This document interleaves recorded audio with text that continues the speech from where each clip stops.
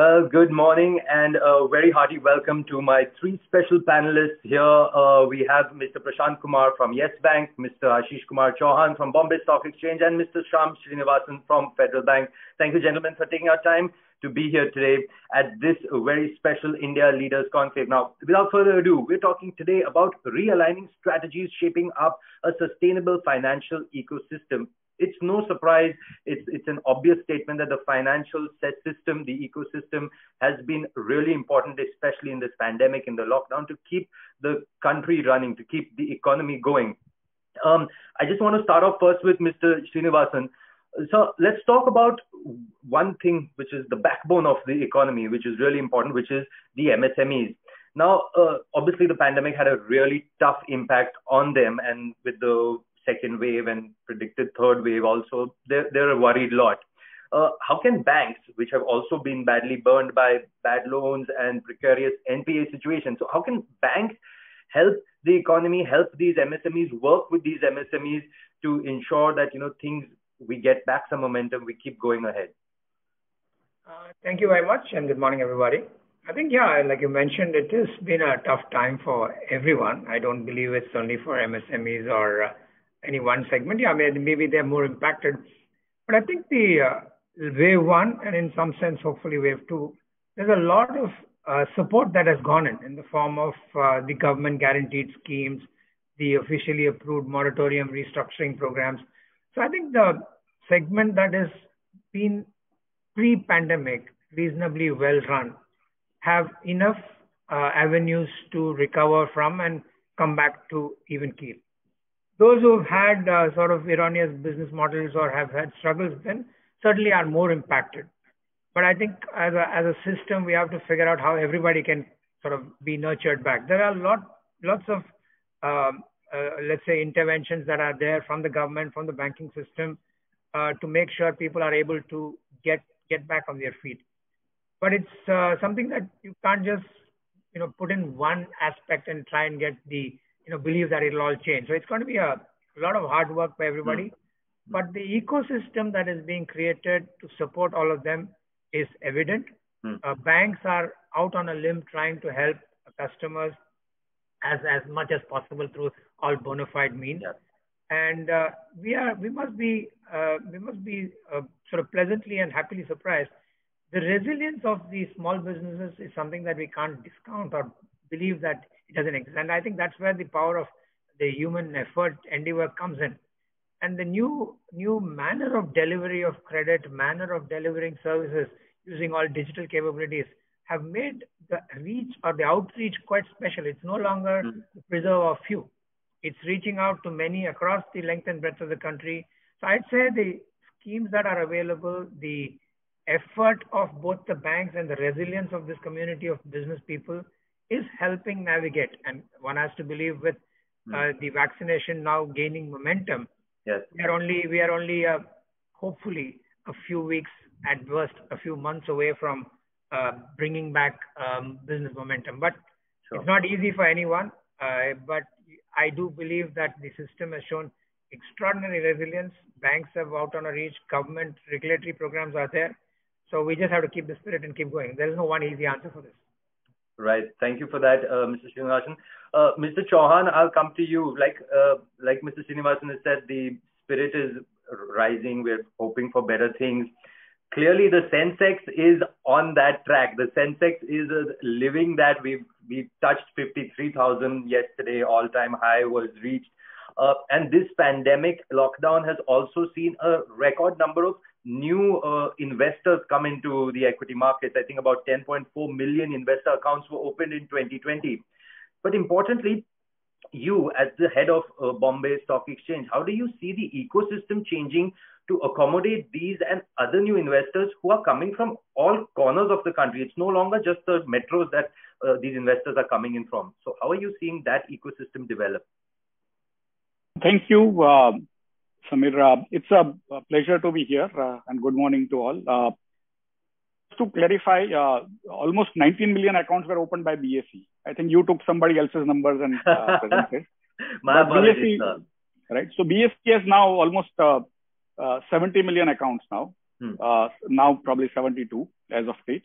And last almost we have like 2.2 crore or 22 million accounts newly opened, right? And that's a very large number. Why? Again, because of various reasons that people had to stay at home for long. And so they kept on watching you all the time. And you kept on exhorting them about markets. After going down initially, markets have done well. That is also a reason why people have kind of been attracted. The second part is more interesting, is that because of the liquidity that has been infused across the world, there's been very low interest rates available from bank FDs. And that is actually sort of, you may not get your returns here. It may not be true, but in a way, people tend to predict future based on current or past. And that's where basically they have started actually moving away from FD or bank deposits into the stock markets. You can always say that it may not be that great for those savers, or it may be risky. But if you look at overall last 42 years, Sensex was 900 in 1979. Today, as you rightly said, is 53,000, right? And if you look at the dividend yield which the Sensex companies have given, then it would be almost 700 times in 42 years. No other asset class, no gold, no silver, no fixed deposit, nothing has given that. At the same time, the returns are chunky. They come in one burst and then they stay there for long, and then they go up or down and stuff like that. So it's very risky compared to say fixed deposits. And that's where people need to still take a kind of a balanced judgment on what to do going forward. But currently, there is no for complaint, neither for investors nor for our intermediaries. And what has happened over the last 25 years, in fact, 27 years, Indian stock markets have become completely automated. eKYC and all. We are able to open accounts not only for stock markets, but also for mutual funds, for depositories and everything. And of course, with banks now, everyone having the account is also a boon to the stock market, because then the next stage is for them to invest in markets. And that's where I think young people are investing more. The entire ecosystem is completely automated and very, very well regulated, I would say. And that's where probably more trust is there today than ever before. Absolutely, Mr. Chauhan, because the whole system is changing. The thought process of investing, saving money, or just dealing with money has changed.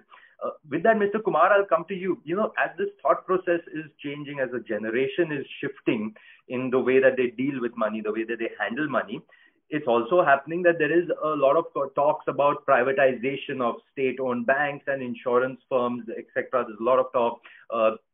Recently only they were speaking about the PMC bank being taken over by another small finance bank consortium.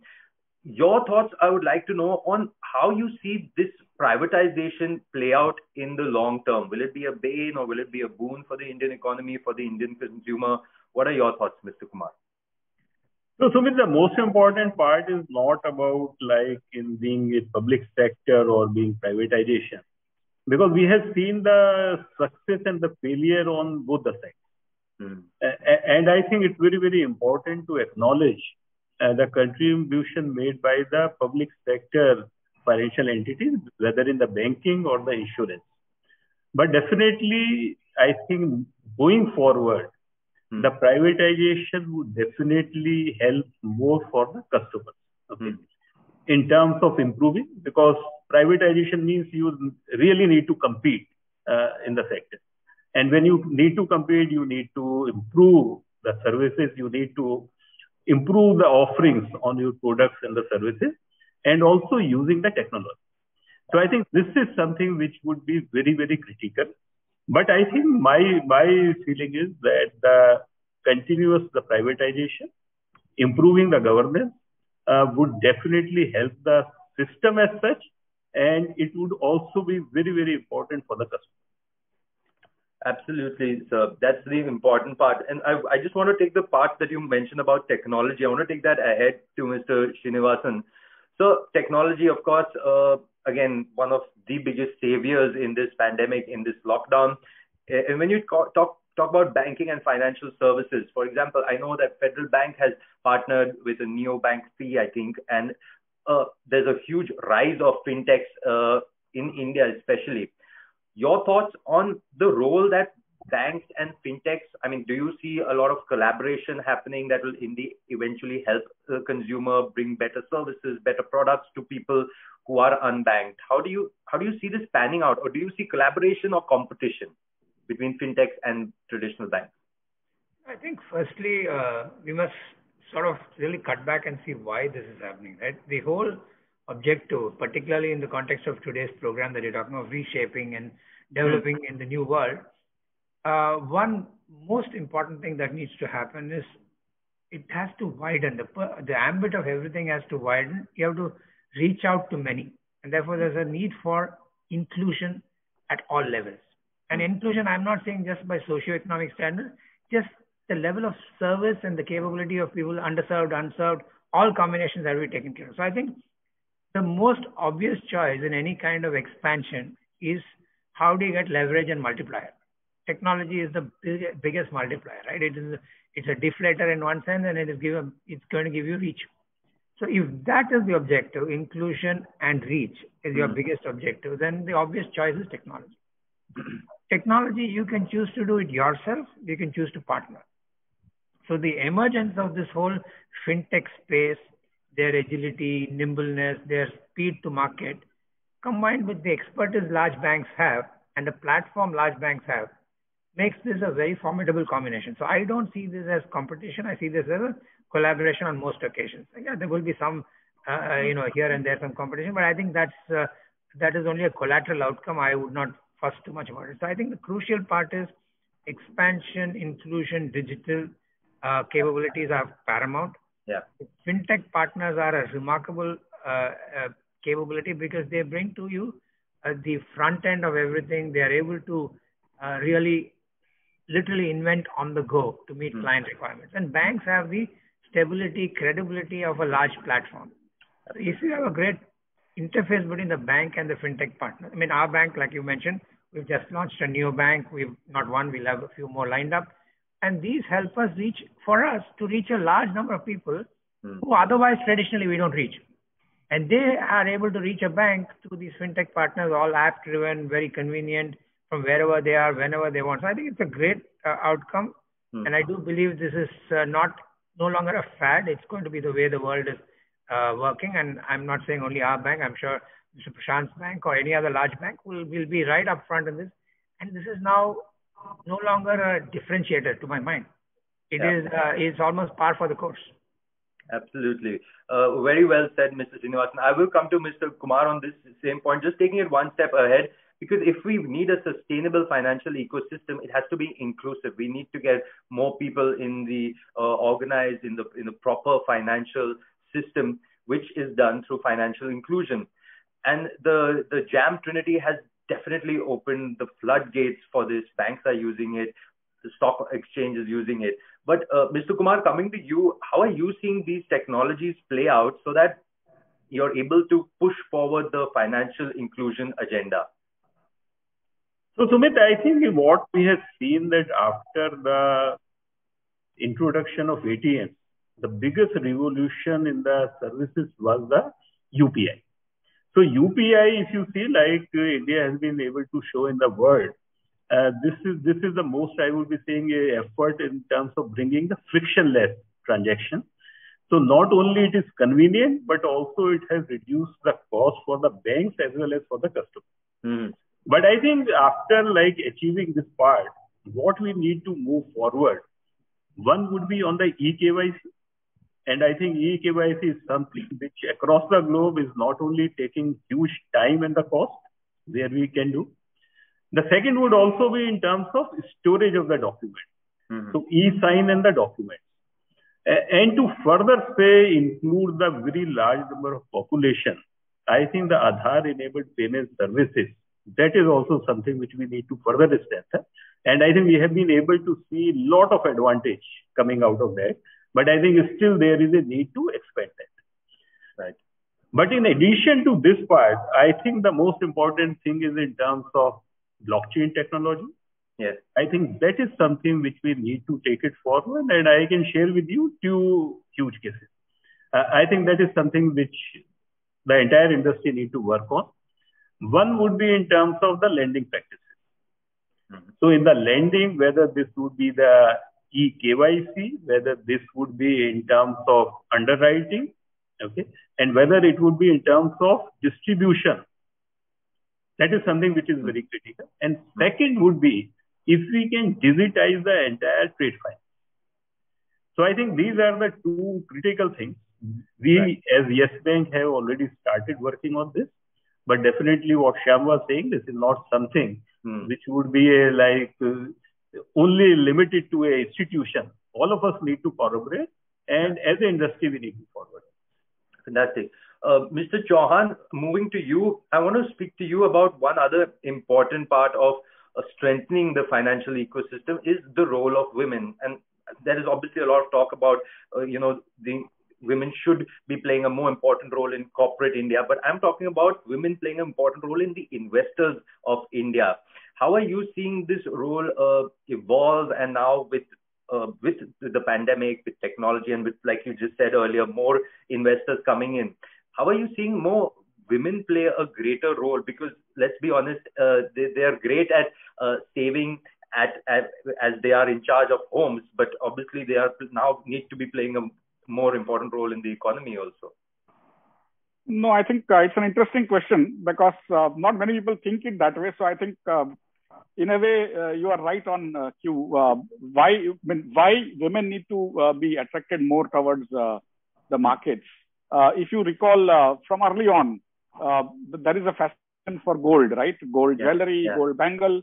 And one of the reasons, or one of the probably prime reasons, but it has kind of evolved over 3,000, 5,000 years in India, that those actually, why that fascination is there is because of the immediate liquidity that gold provides, the hedge against the value loss that provides. And that's where you carry with you. You sleep with that in your hand and your ears and legs and everywhere, right? And basically, that's what the woman's wealth is in that asset.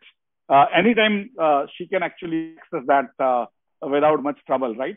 And what has happened is there are now better solutions that are available, which are more liquid, also give you appreciation. So in a way, the stock markets, as I told you, if you look at the gold versus stock markets in last 10, 20, 42 years since the Sensex started, Sensex is outperformed almost by 5 to 10 times, 500 to, if gold has given you X returns or given you hedge against consumer, then the stock markets, and even basic stock markets, like not very smartness, but just invest in Sensex ETF, right? And that kind of thing. And basically, if you do that, it gives you 5 times more returns in, say, 40 years time. Why wouldn't you take that? And so for me, now, because the society has become modern, the instruments have actually come up. Some portion of a woman's wealth, women's saving should go into it should go into insurance, even in FD. But some portion also can come into the stock markets, basically as a hedge against the consumer price inflation. And what you benefit out of is what I call the asset price inflation. Last few years, you have seen the asset price inflation in the consumer price inflation. It may not remain the same, and they may balance out at some point. But effectively, the asset price inflation is what you get in when you invest in stock markets. And that's what probably, of course, you also help the country because you invest in stocks. Those companies actually create jobs. And so it helps you grow as an economy. So while if you invest money in gold, it goes into jewelry and does nothing to you, right? I would rather say instead of putting in gold, you put money in sovereign gold bond of RBI, which gives you interest rates, right? 1%, not bad. And that's why our traditional models are now becoming less useful in the modern situation, with everyone pretty much getting banked. And I think I should thank all the bankers here for doing a tremendous job in getting everyone into the system. We were talking about financial inclusion, and we spent a lot of money just about this kind of seminars 10 years back. And suddenly 1 year, they opened 30 crore account, right? And that is what the power of Indian banking is all about. It's famously been said, sir, that there are decades when nothing happens, and then in a week, decades happen, which has been what just happened. So we're unfortunately out of time. But quick, one last closing comments. I'm coming to all the panelists. I'll start with Mr. Srinivasan. So if you and I and us gentlemen and the audience comes together 1 year from now, and we're talking about something, what is it that you think we would be talking 1 year from now? Future of digital is human. Oh, very nice. That's well put. Okay. Could you care to elaborate with a couple of more sentences? Yeah. I think the whole concentration is digital. I think it's only replacing and bringing human minds and bringing in humanity and humane aspects. So the more we focus on digital, I think we're actually more focusing on making it more human. Wow. That's why I keep saying that. In fact, our annual report this year is about future of digital is human. Fantastic. Well, I'm looking forward to reading that, and I would love to have had a longer conversation, but maybe on some other day. Thank you for that, Mr. Srinivasan. Mr. Kumar, same question to you. 1 year from now, what would we be talking about? I think the most interesting thing would be how we can make this planet, so more suitable for living of human beings. So I think the sustainability is something which would be very, very critical. And I think we need to see in the current times also, because of the pandemic, how much progress we make on those sides. Fantastic. Thank you for that, Mr. Kumar. Mr. Chauhan, this question, I have to change it a little and come to you with this $1 billion question. 1 year from now, what would you and I be talking about? How much the Sensex has crossed? No, we should be, but I think broadly, I would take on cue from both fellow panelists and say the future of the world and of India is basically what I call capitalism without capital. The trends that have created in a way over the last 1.5 years since the COVID started, that digital has become important, biology has become important, bio-warfare has become important, and the wealth creation, which used to require a lot of capital for creating more wealth, is now requiring less capital, a lot of brains, and India has a lot of brains in abundance. Create platforms using banks, stock markets, some sort of mixed stuff to basically accelerate our brains, our brain power, youth to create businesses and win the world commercially is what we should be talking about, what I call capitalism without capital. You don't require too much money to create great wealth, and India has a great chance to take that on now. Fantastic. So capitalism without capital, the future of digital is human, and sustainability. Thank you so much, Mr. Kumar. Thank you, Mr. Srinivasan, and thank you, Mr. Chauhan. It's been an absolute pleasure to speak with you, and I'm sure the audience, I'm sure you've enjoyed this conversation, but stay tuned for many more such conversations that will continue right here on the India Leaders Conclave. Thank you so much for watching. Thank you very much. Take care.